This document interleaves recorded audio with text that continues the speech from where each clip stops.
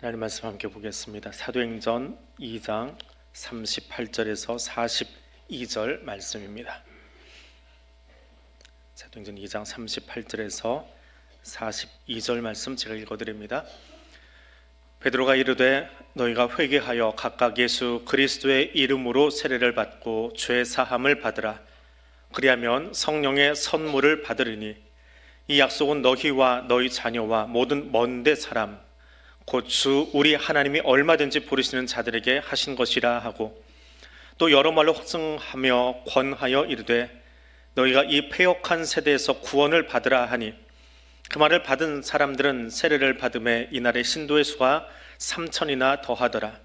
그들이 사도의 가르침을 받아 서로 교제하고 떡을 떼며 오로지 기도하기를 힘쓰니라. 아멘. 코로나19가 좀 사라진 것 같기는 하면서도 여전히 코로나 환자들이 구석구석에서 나오고 또 보이고 있습니다. 코로나19가 지나간 뒤에 여러 가지 통계들이 나오는데, 그 중에 최근에 통계청에서 작년 연말에 나온 통계 자료 중에 하나인데요, 코로나19가 우리를 바꿔놓은 모습, 첫 번째가 홈코노미다. 집 안에서 생활과 관련된 소비가 특별히 이렇게 증가하는, 소비질이 증가하는 모습을 보여주었다라고 이야기를 합니다. 집에 가족들이 다 모여 있다 보니까 주로 고기류 혹은 과일, 채소, 그리고 제일 많이 늘어난 건 밀키트라고 하는, 다 조리된 간편식을 배송받아서 그걸 먹는 그런 모습들이 많이 생겨났고, 또 앞으로도 이건 늘어날 거다.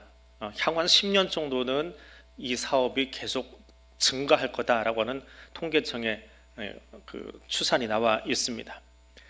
또 집에 머무는 시간이 많이 있다 보니까 남자들이 아침 일찍 일어나서 일 나갔다 밤에 와가지고는 집이 어떻게 생겼는지 몰랐는데, 집에 있다 보니까 야, 우리 집이 불편하구나. 그래서 집을 고치는 수리 비용이 그렇게 많이 들어갔답니다. 코로나간에 불편한 집 고치고 계단 고치고 뭐 벽지 고치고 뭐 그랬나 봅니다. 그리고 무엇보다 더 많이 증가한 것, 이거는 앞으로도 향후 한 10여 년 더 계속할 거다라고 여겨지는데, 건강 관련한 지출들. 그래서 건강 관련된 보험액이 늘어나고, 또 건강 관련 영양제, 이거 사 먹는 비용이 상당히 늘어났다고 합니다. 뭐 경기 불황이다 그래서 마트는 잘 안 갑니다. 그리고 10번 사 먹던 거 한 8번으로 줄이고, 뭐 그렇게 지금 경기가 위축도 있는데도 불구하고 여전히 늘어나고 있는, 이건 이제 빅데이터라고 있으니까 그걸 끌어다가 분석만 하면 되는 거니까 해보니까, 경기가 위축됐는데도 불구하고 늘어나는 건 영양제 제품, 건강 관련 식품에 관한 것들, 이거는 꾸준하게 증가하고 있는, 그래서 앞으로도 몇 년 동안은 이게 지속되지 않을까. 왜냐하면 지금도 코로나가 주변에 왔다 갔다 하고 있기 때문에, 비단 코로나만이 아니라 그 후유증 때문에 계속해서 늘어날 거다라고 이야기를 합니다. 통계청의 숫자가 그거라고 한다면 교회는 어떻습니까? 코로나 이후에 숫자가 줄어들었다. 이건 분명히 눈으로 그냥 보이는 현상입니다. 많이 줄었지요. 숫자만 준 것이 아닙니다. 사실은 세대 간의 단절이 아주 심하게 일어나고 있습니다. 눈에 띌 정도로 일어나고 있습니다. 교회 오래 다녔거나 혹은 신앙의 뿌리가 있는 분들은 코로나 이후에도 계속 교회를 나오고 있습니다. 그런데 그냥 주일만 왔다 갔다 하셨던 뭐 그런 분들 많이 떨어졌습니다. 또 하나는 교회 허리층이 없어져 버렸습니다. 허리로 신앙을 좀 배우고 훈련 받아야 될 그 세대가, 혹은 우리 다음 세대가 교회 나와서 예배 드리는 훈련을 안 해봤기 때문에 모이는 예배에 대해서 그닥 그렇게 좋아하지 않는, 즐기지 않는, 그 예배 참여하는, 예배 드린다라고 하는 것에 대해서 용어도 잘 배우지 못한, 예배가 참여하는 것이지 드리지 못하는 그런 모습들이 우리 안에 있습니다. 신앙생활을 어떻게 해야 되느냐? 코로나 이후에 교회가 자꾸 숫자에만 신경 쓰고 재정에만 신경 쓰면서 이거 회복하자, 이건 회복이 아닌데, 그건 회복이 아닙니다. 오로지 숫자 논리에 빠져 있는, 세상과 똑같이 숫자에 빠져 있는, 그래서 숫자가 회복되고 재정이 회복되면 다 회복된 것처럼 여기는데, 정말 한국교회가 부흥하고 힘을 가졌던 그때의 모습, 그리고 초대교회 모습이 무엇이냐? 오늘 사도행전 속에서 그 모습을 찾아보아야 합니다. 그래서 2024년 시작하면서 계속 사도행전의 본문을 이어서 나가고 있습니다. 오늘도 그 사도행전 본문을 함께 보면서 교회가 출발하던 그 당시에 교회 정체성을 어디에 두고 교회의 생명력을 어디서 찾았는가라고 하는 것을 우리가 함께 묵상해 보려고 합니다. 교회 생명력, 교회의 바이탈리티는 어느 날 갑자기 3,000명이 회개하고 돌아와서 교회가 불어난 숫자에 있지 않습니다. 그 3,000이 돌아오기까지 교회가 보여주었던 생명의 요소들이 있습니다. 그것이 무엇인가 살펴볼 필요가 있습니다. 교회의 생명력은 돌아선 사람들에게서 찾아야 합니다. 창립 50주년 하면서 그 중에 성지순례를 가겠다라고 발표를 해놓고 사람은 모았는데 이스라엘이 갑자기 총질하고 난리가 나서 지금 진행을 못하고 있습니다. 자, 성지순례를 간다라고 하면 제일 먼저 뭘 신경 쓸까요? 여러분 돈 모으는 거겠지요? 예, 돈이 있어야 가니까. 근데 성지순례를 기획하는 입장에서는 뭘 제일 먼저 신경 쓰느냐? 항공편입니다. 그럼 해외여행을 나가신 분들, 나갔다 오신 분들, 혹은 제주도만 갔다 와도 그래요. 비행기 타고 출발하는데 이 비행기가 불편해요. 기내식이든 뭐든 비행기 자체가 불편했어요. 그러면 그 다음 여정은 다 꽝입니다. 그래서 항공편이 편해야 돼요. 좀 좋은 항공편, 좀 빨리 갈 수 있는, 가능하면 경유하지 않는. 예, 경유하지 않으면 비행기가 비싸지겠지요. 이스라엘이 전쟁하느냐 안 하느냐, 이건 맨날 전쟁합니다. 그 전쟁 때문에 제가 이스라엘 가려고 했던 제일 첫 번째 성지순례도 하루 전날 캔슬된 적이 있어요. 내일 출발하는 줄 알고 교회에다가 다녀오겠습니다 인사했는데 출발하려고 팀에 갔더니 내일 안 갑니다. 왜? 어제 박격포탄이 하나 떨어져가지고. 그렇게 해서 4번을 캔슬당했습니다. 금년에 게 5번째 시도 만에 간 건데요. 항공사 중에 제일 비싼 노선이 어딘지 아세요? 요즘은 하도 인터넷이 잘 되어 있어서 찾기가 쉬워요. 뉴욕에서 아부다비라고 하는 곳을 왔다 갔다 하는 비행기가 있어요. 그 중에 에티하드 항공이라는 게 있습니다. 중동 항공사인데 그 에티하드 항공의 퍼스트 클래스를 타고 뉴욕에서 아부다비 편도를 가는데 비용이 7,600만 원입니다. 한번 타볼만 하지요? 세계에서 제일 비싼 일반 항공편입니다. 물론 전세기나 전용기로 가면 달라집니다. 그 정확한 자료는 모르겠고 6억짜리도 있다고 합니다. 그거는 우리하고 상관없는 얘기고, 혹시라도 돈이 많이 생겨서 로또라도 되면 7,600만 원짜리가 하나 있답니다. 하나님 나라는 어떻게 가나요? 예? 우리 교회학교에서 배운 찬양이 있어요. 이미 우리는 교회학교에서 다 배웠어요. 근데 그걸 잊어버리고 살아요. 교회학교에서 어떻게 배웠어요? 노래 부르면서 배웠잖아요. 돈으로도 못 가요. 힘으로도 못 가요. 어떻게 가요? 거듭나면 가요. 거듭나야 갈 수 있어요. 뉴욕 아부다비는 7,600만 원짜리 퍼스트 클래스를 끊어야 한번 즐겨보는지 모르겠지만 천국 가는 건 거듭나야 갑니다. 힘으로 가는 거 아니에요. 근력으로 가는 것 아닙니다. 거듭나야 갈 수 있습니다. 오늘 사도행전 본문은 베드로의 설교 뒤에 나오는, 그리고 뒤에 나오는 교회 부흥에 관한 이야기의 연결고리입니다. 사실은 앞뒤를 다 읽어야 되는데 너무 본문이 길어서 중간을 이렇게 툭 잘라서 고리만 지금 보고 있는 건데요. 앞에 있는 베드로 설교의 제일 첫 번째 대지가 뭔지 아세요? 베드로 설교가 원래는 이렇게 써있지는 않을 거예요. 이건 요약본이에요.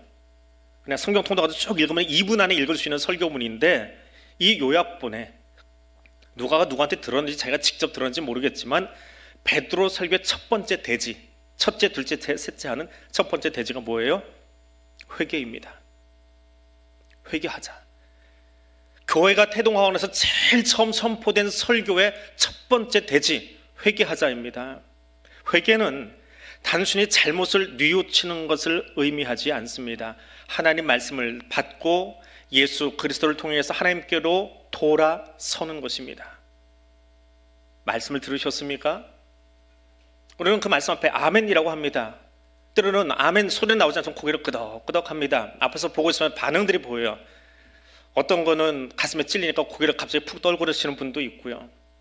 어떤 분은 입술로 말하는 분도 있고요. 어떤 분은 가만히 앉아있다 고개를 끄덕이면서 아, 저 부분에서 지금 은혜 받고 계시는구나 하는 게 이게 눈에 띌 때가 있습니다. 어떤 분은 입술로 소리를 내면서 아멘 하시는 경우도 있어요. 맞다고 동의가 되는 것이지요.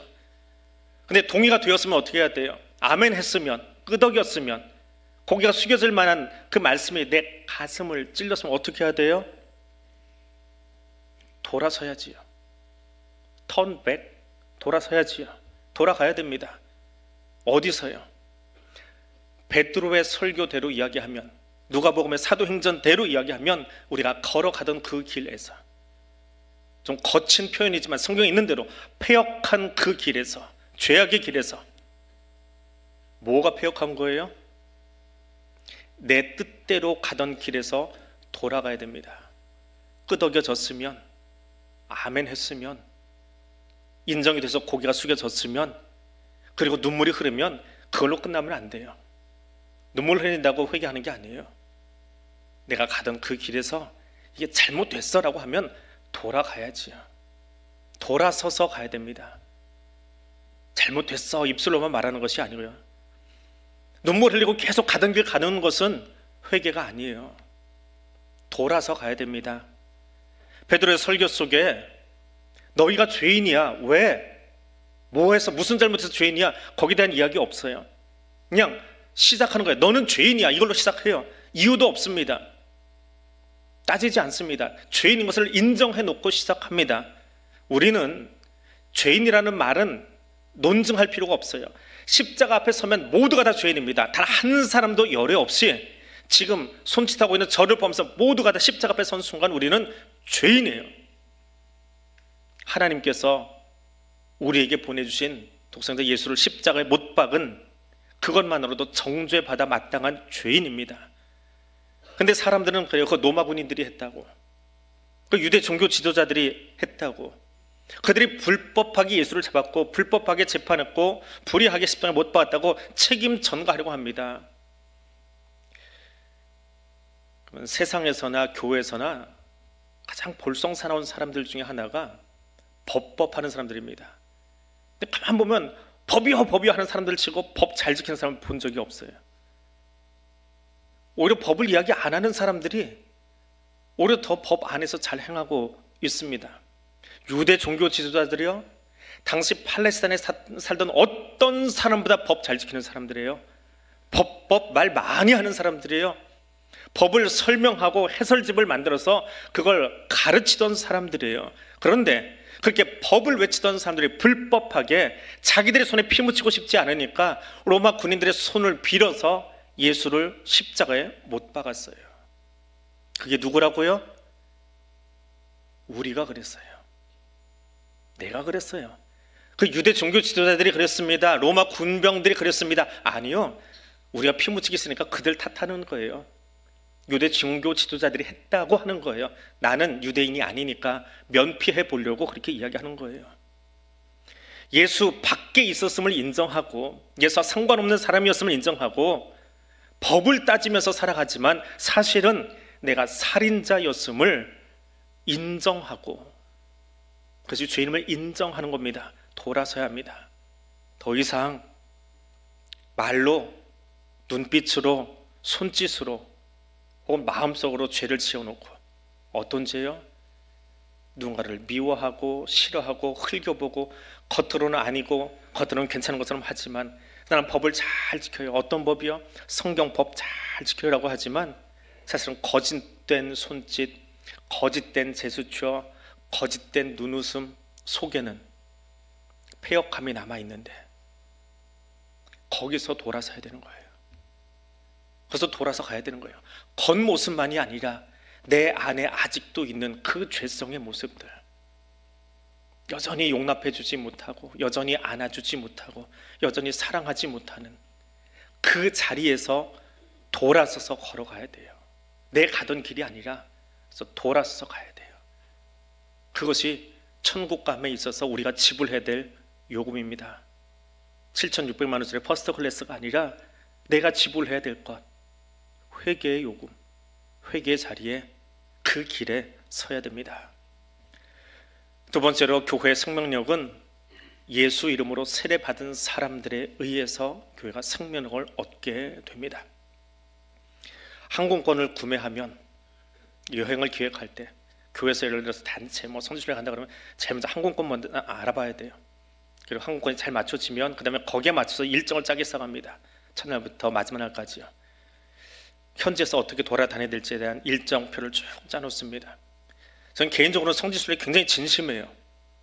성지순례 프로그램 몇 번을 짰는지 몰라요. 제가 짜놓은 프로그램 중에 하나는 어떤 여행사에서 지금도 판매를 하고 있어요. 그걸 짜다 보니까 지도 위에 있는 거는 다 외웠어요. 거의 다 지도로 외우고 있습니다. 이렇게 돌아가면 돼요. 정작 본 건 한 번밖에 안 되지만 거의 외울 정도로 표를 짰습니다. 근데 4번 캔슬을 당했어요. 그래서 소위 성지순례라고 하는 거는 기도해야 갈 수 있는 거예요. 돈 있어서 가는 거 아니에요. 천국도 돈으로 가는 거 아니지만 성지순례도 돈으로 가는 거 아니에요. 건강해요. 이번에 가보니까요, 나이 80 되셔서 다리 절룩거리시는데도 기도하고 거기 쫓아오신 분이 있어요. 천천히 정말 사부작 요즘 제 프사에 나와 있는 말이죠. 사부작 걸으시면서 성지순례 하세요. 건강해야 핑계 대지 마세요. 돈 없어서 핑계예요. 마음의 문제예요. 그런데 마음이 문제예요. 말씀을 듣고 나서 우리가 어떻게 행동하느냐라고 하는 거예요. 말씀을 듣고 나서 베드로의 설교를 듣고 나서 사람들이 찔림을 얻습니다. 마치 설교 시간에 고개를 끄덕이고 때로는 눈물을 흘리고 때로는 아멘 하는 것처럼 마음에 찔렸어요. 찔리니까 어쩔 수 없이 나오는 탄식이 하나 있어요. 찔리는데 어떻게 해요? 어찌할꼬 우리가 예수 죽인 거구나. 우리가 예수 십자가에 못 박은 거구나. 어찌할꼬 어떻게 하면 죽겠습니까? 베드로가 이야기합니다. 누구에게요? 유대인과 예루살렘 모든 사람들에게 이야기합니다. 38절입니다. 너희가 회개하여 각각 예수 그리스도의 이름으로 세례를 받고 예수님은 세례 베푸신 적 없습니다.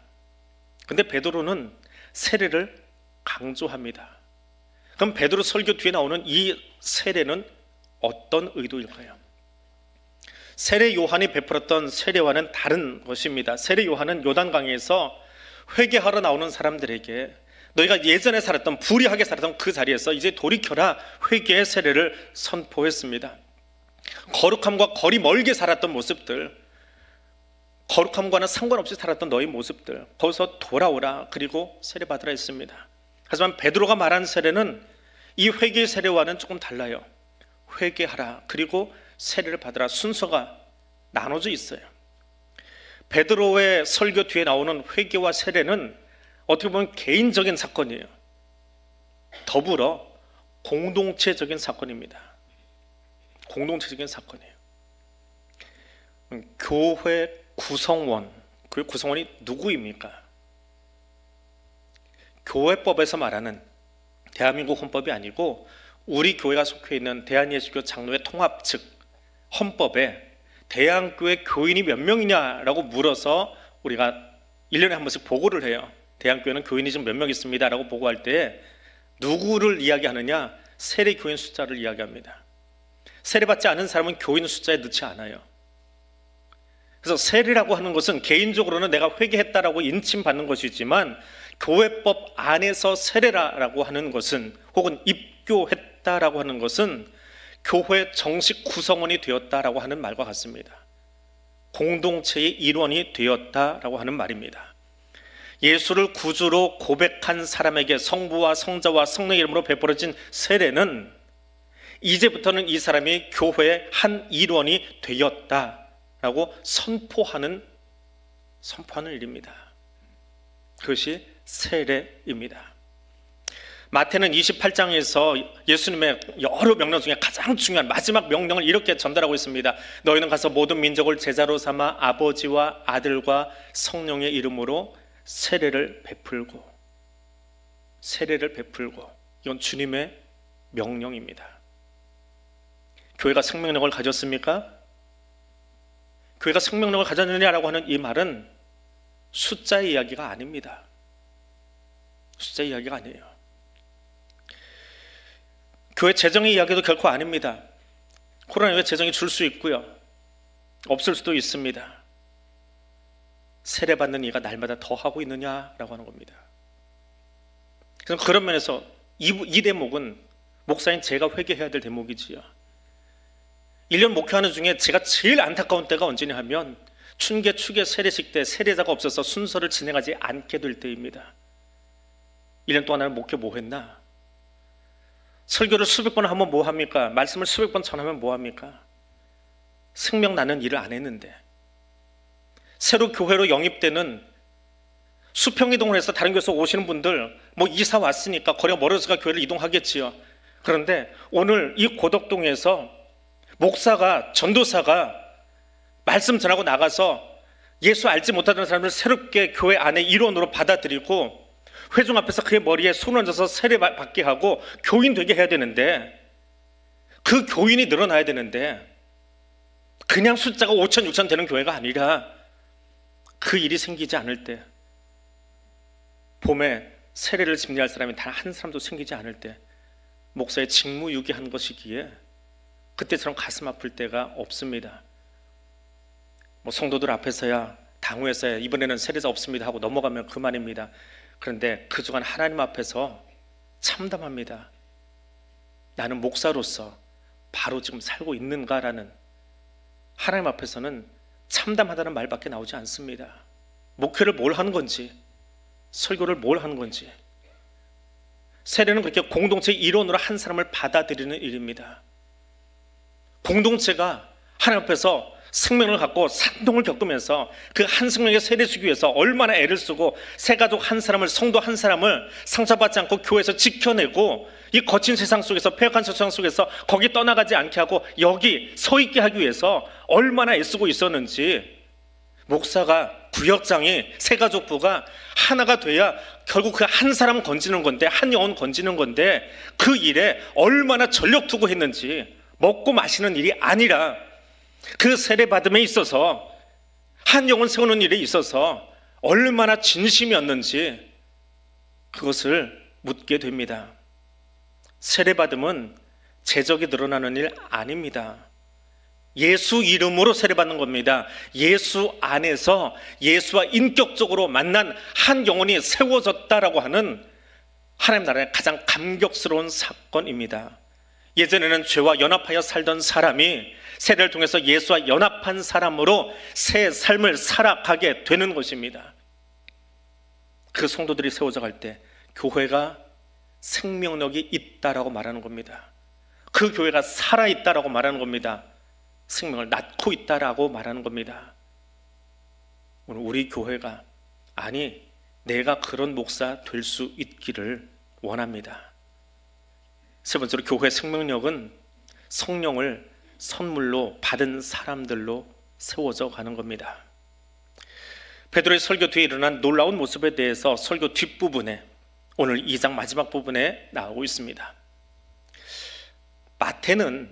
마태는 예수의 행적을 전하면서 마지막 부분에 지상 대명령, 앞에 보았던 그 구절을 이야기하죠. 세례를 강조합니다. 근데 마가는 세례도 성령도 특별하게 이야기하지 않아요. 근데 누가는 똑같은 예수를 전하면서 성령을 강조합니다. 교회는 사람이 하는 것 아니에요. 교회는 목사가 하는 거 아니에요. 교회는 당회가 하는 것도 아닙니다. 거룩하게 구별된 모임들이 돼야 되겠지만 교회는 성령님이 끌어가시는 거예요.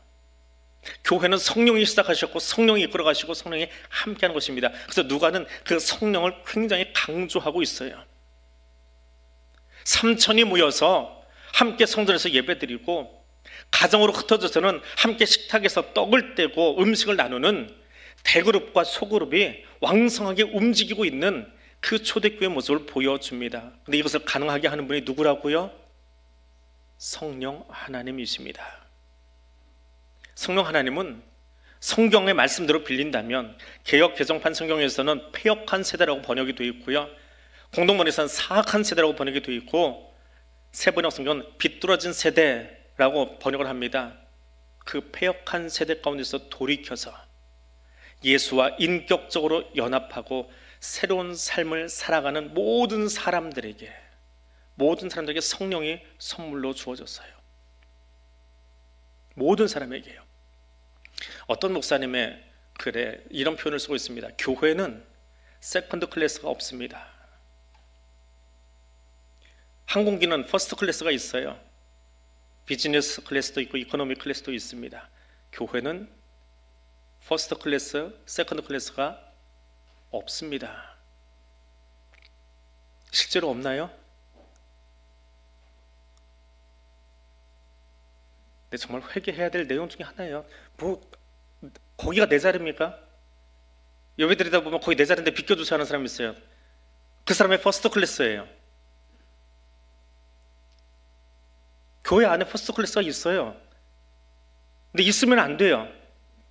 여기는 기도하는 내 자리요? 내 자리가 어디 있습니까? 내 지정석이 어디 있습니까? 세상에서는 식사할 때요, 그래서 조찬 기도를 가잖아요. 제가 그거 되게 싫어합니다. 한번 가다 제가 그 모습에 질려가지고, 이게 조찬 기도냐? 기도라는 말은 어디로 다 사라지고요.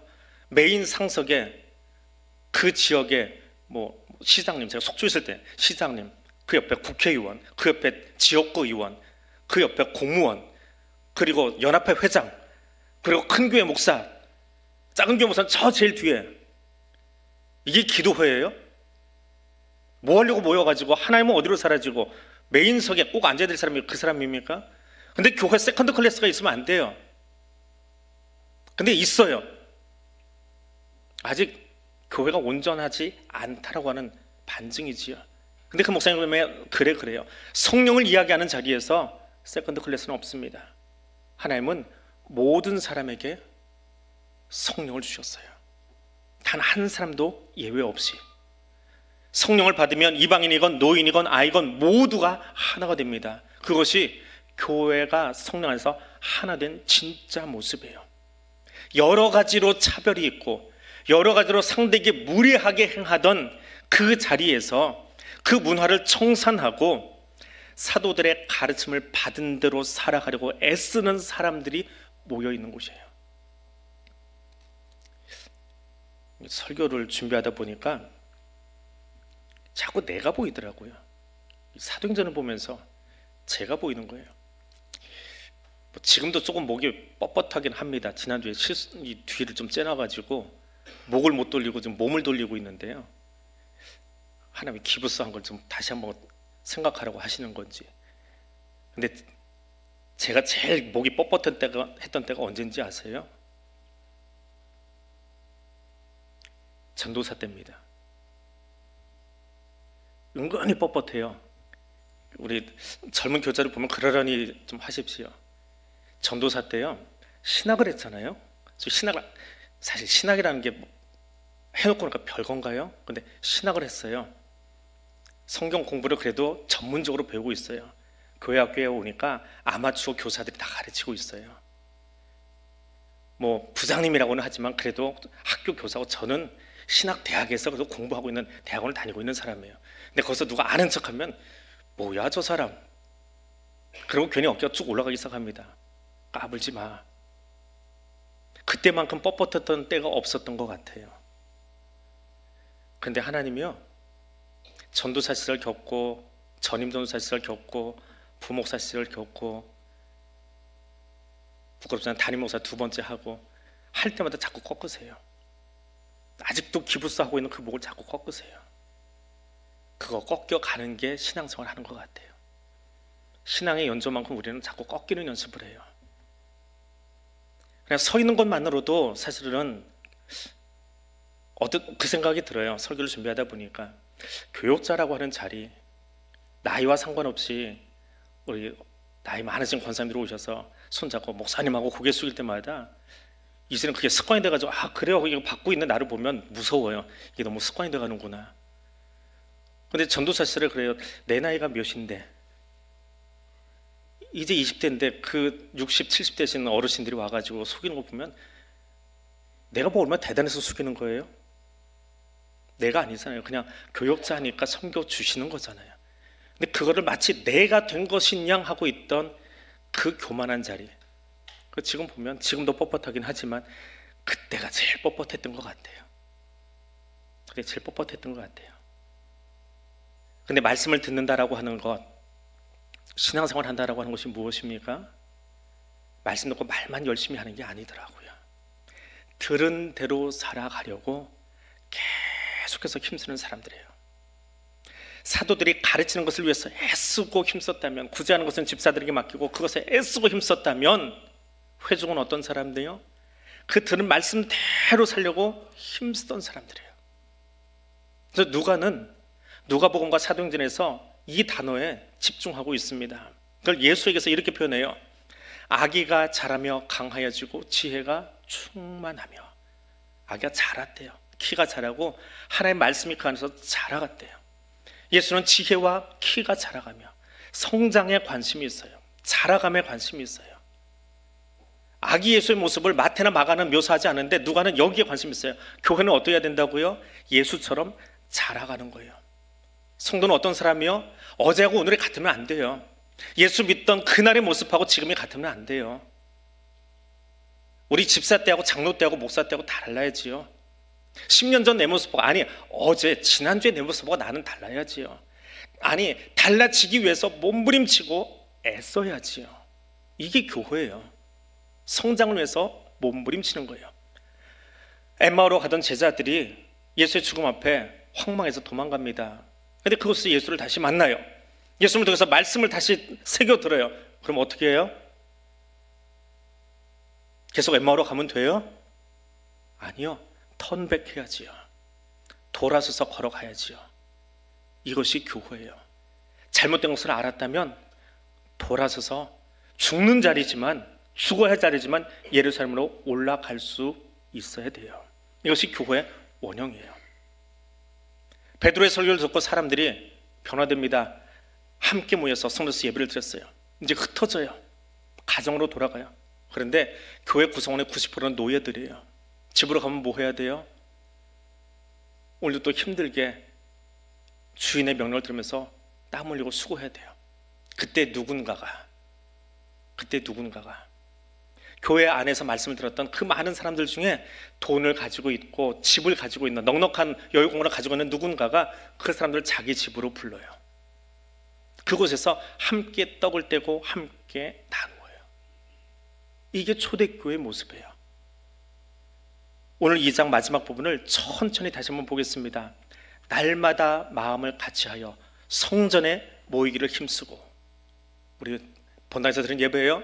그리고 집에서, 교회에서 한 게 아니에요. 우리는 끝나고 나면 4층으로 올라가지만 집으로 가서, 그 집은 누가 할 수 있어요? 그 떡을 떼고 나눌 수 있는 넓은 집은 누가 가지고 있어요? 여유 있는 사람, 집에 사랑방이라도 한 좀 가지고 있는 사람이 그곳에 그 노예 출신의 성도들을 불러서, 오늘 우리 집 와서 조금 쉬었다가 너희 집에 가기 전에 여기서 조금 머물렀다가 떡을 나누어주고. 떡은 누가 사는 거예요? 결국 그 변화받은 누군가가, 그 좀 여유 가진 누군가가 사는 거예요. 기쁨과 순전한 마음으로 음식을 먹고 하나님을 찬미하며, 그 모습이 밖에는 많은 사람들에게 칭송을 받으니, 야, 우리하고는 다르다. 그러니까 교회가 날마다 더하여 가는 거예요. 교회의 바이탈리티, 교회의 생명력, 그것은 세상의 물질과 숫자에 있는 것이 아닙니다. 이 세대를 본받지 않고 마음을 새롭게 함으로 변화를 받은 사람들, 그 말씀을 받은 뒤에 말씀대로 살기 위해서 애쓰면서 예수와 인격적으로 연합한 그 사람들, 지금까지는 내 인생의 주인이 내가 되었고 내 자존심이 되었고 내 명예가 되었지만 이제는 성령의 인도하심에 순종한 사람들, 그 모습이 교회로 하여금 생명력을 갖게 했습니다. 그리고 그렇게 살아가는 모습 자체가 하나님의 선교 그 자체가 되었던 겁니다. 생각해 보십시오. 유대 사회 속에서 3,000명, 얼마나 큰 숫자입니까? 우리 교회에 비하면 굉장히 큰 숫자겠지요. 그러나 팔레스타인 놓고 보세요. 예루살렘 놓고 보세요. 200만의 도시 가운데 3,000명, 조족지열입니다. 세 발의 피밖에 안 돼요. 그런데 그들이 사는 모습을, 그들이 행동하는 모습을 보는 거예요.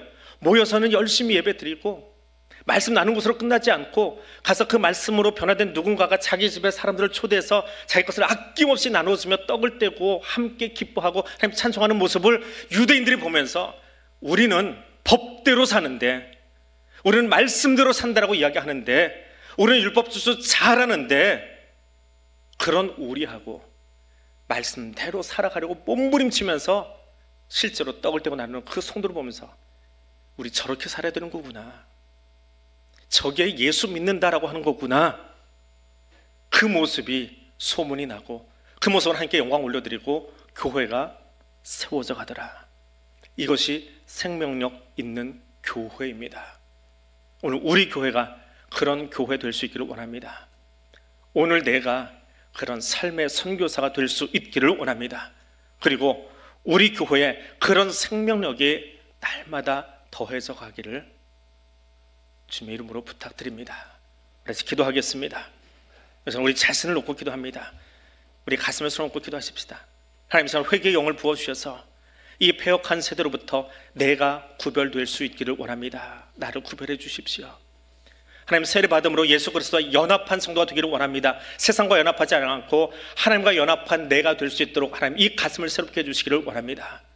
주여, 성령 충만함으로 이제는 내 입술이, 내 삶이 예수 십자가 복음의 증인되는 하나님의 성령을 감당하는 그 사람으로 내가 살아가기를 원합니다. 우리 가슴에 손을 얹고 한 2분 정도 통성으로 기도하겠습니다.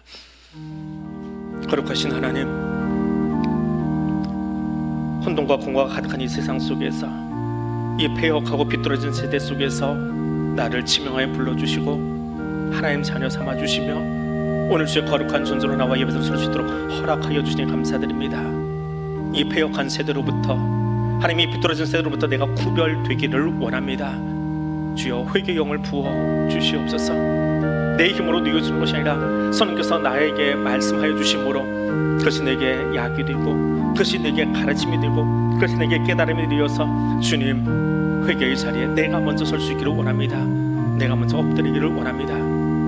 그리고 세례받음으로 물만 내 머리 위에 찍어진 것이 아니라 예수 그리스도와 연합한 성도가 되어서 나의 삶이 주와 함께 걷는, 그리스도와 함께 걷는 그 삶 살아갈 수 있기를 원하오니 성령님 함께하여 주옵소서.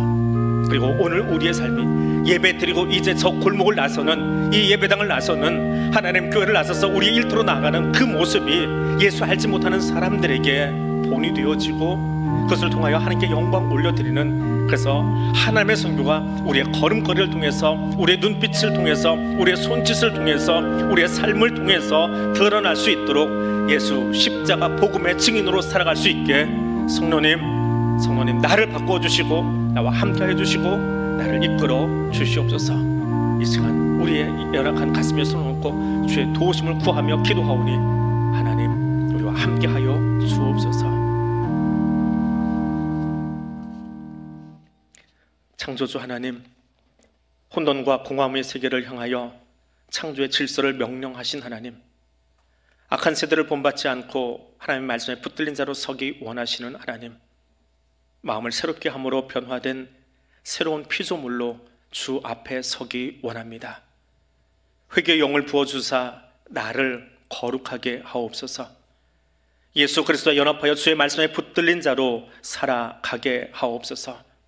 성령의 인도하심 속에 하나님의 선교를 감당하는 교회와 성도가 되도록 이끌어 주옵소서. 예수님 이름으로 기도드립니다. 아멘.